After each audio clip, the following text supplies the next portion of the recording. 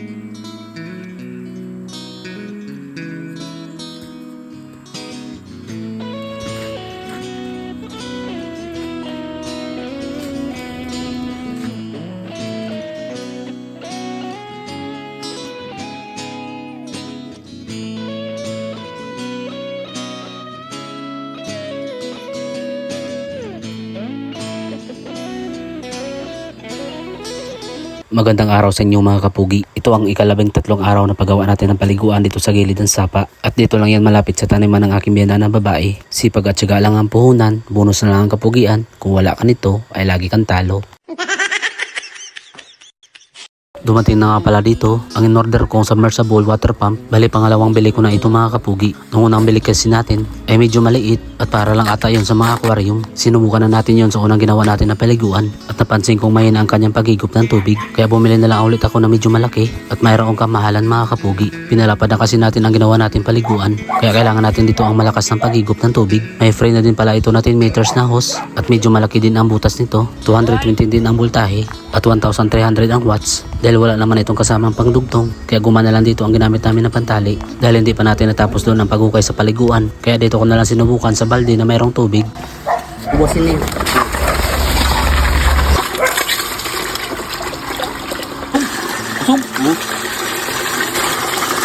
Nakapangagod.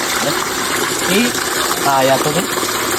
Kaya mahigop ito dito. Sa ngayon hindi pa natin ito magagamit. Ang binili natin submersible water pump dahil hindi pa natin napalalim itong ating ginawang paliguan at sakto din ang umulan dito kaninang umaga at malabo dito ang tubig ng sapa kaya walang may naglalaba dun sa ibaba. Kaya habang naghuhukay tayo dito ay hindi tayo makakaperwisyo mga kapugi. Bali ang ibang lupa natin kinuha ay dito ko lang din itinapon sa kabila dahil wala na ganong paglalagyan dun sa tabi ng ating ginawang paliguan. At sa mga nababasa ko dito sa comment na kapag lumakas ang ulan at bumaha dito sa sapa, wala naman yun problema dito mga kapugi. Kahit lumakas ang ulan hindi naman gaano dito tumataas ang tubig. Pwera na lang kung magkaroon dito ng malakas na bagyo at isang linggo na pag-ulan. Pero kapag magkaroon naman ng ganun, ay pwede naman ulit natin itong linisan. Bahay nga binabaha ito pa kaya nasa gilid ng sapa. Hindi pa naman ito tapos mga kapugi at marami pa tayo dito dapat na ayusin at kailangan pang patibayin.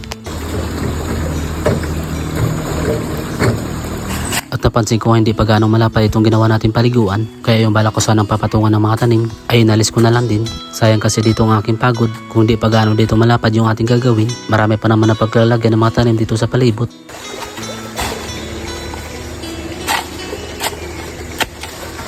Pagkatapos kong kinuha dito ang mga lupaan na nahulog, dito naman ako nagukay sa ibaba. Sa oras na ito ay mabato at mabuhangin na itong aking kinukuha. Kaya medyo mahirap na dito magukay mga kapugi dahil minsan bumabangga na sa bato itong ginagamit kong pala.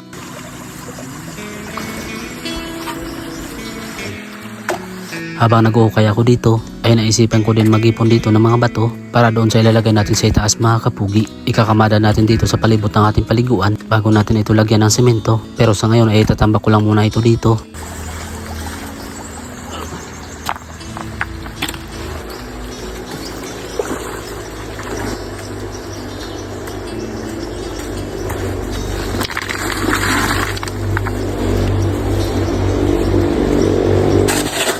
Tapos yung buhangin na mayroong maliliit na bato ay inipon ko lang din dito sa kabila para medyo makakatipid tayo dito ng gastos kapag maglalagay na tayo dito ng simento mga kapugi.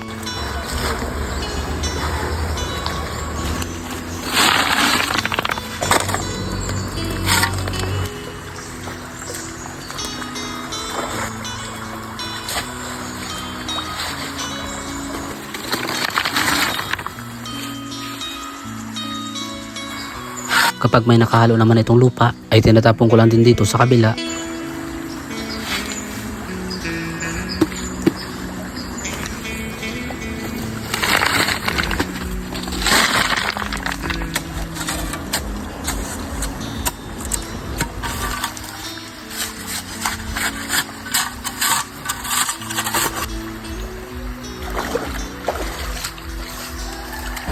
May ay pumunta dito ang aking biyanan para tumulong. Galing pa siya sa itaas ng bundok mga kapugi. Nag-aasikaso doon sa kanyang tanim ng mga gulay. May mga tanim kasi siya doon na pipino at kalabasa. At may mga bunga na din ang tanim niyang pinya. Kaya minsan lang siya nakakasama sa ating vlog. Puro na ano.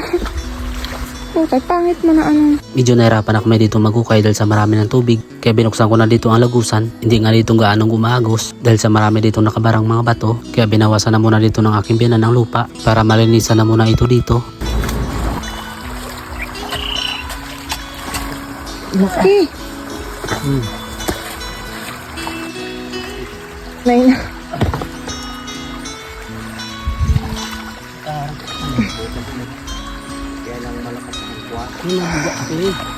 Alamanda ninda.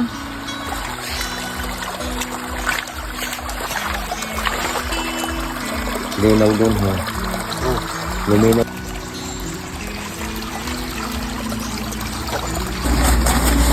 Dito banda sa tinatambakan ng aking biyanan ng lupa ay dyan namin ilalapat ang gagawin namin tulay, pero kawayan lang yung aming gagamitin mga kapugi. Sa ngayon ay kanya na muna itong pinapantay at buti nga dumating dito ang aking biyanan at may katuwang tayo dito sa pagukay ng ginawa natin paliguan. Medyo nabawasan din dito yung ating pagod.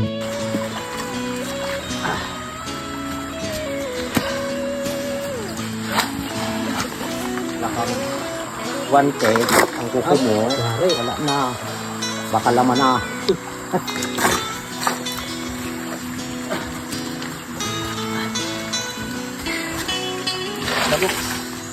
Pero ano, mayroong ganun. Hindi sila nakaka. Tama naman na pa. Ano pa? Ha? Pero pa? Nagsabi sana ako dito sa aking biyanan na magpahinga na dahil sa oras na ito ay hapon ng mga kapugi at napagod na rin dito ang aking katawan. Sarap pa. Silang sarap pa. Kaya hanggang dito na lang muna ang aking vlog mga kapugi. At kung nagustuhan nyo ito, please follow, like, and share naman itong aking page. At pa-comment naman kung saan nakabot itong aking video. Sa mga nakabot sa dulo ng aking video, maraming salamat at God bless yung lahat.